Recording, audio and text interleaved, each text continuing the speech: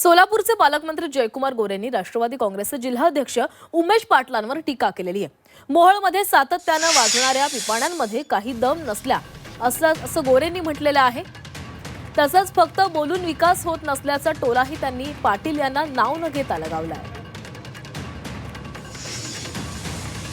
अनेक पिपाण्या ह्या सातत्याने मोहोळ तालुक्यामध्ये वाजत असतात।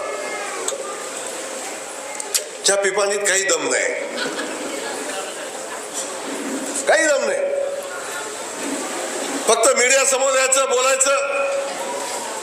फक्त बोलून विकास होत नाही, फक्त बोलून काम होत नाही। लोकांच्या सोबत राहून लोकांच्या अडचणी समजून घेऊन ते काम करण्यासाठी क्षमतेनं आपण मेहनत करायला लागती। फक्त सगळं सुंदर दिसतं ते सगळं चांगलं असतं असं नसतं, लक्षात ठेवा।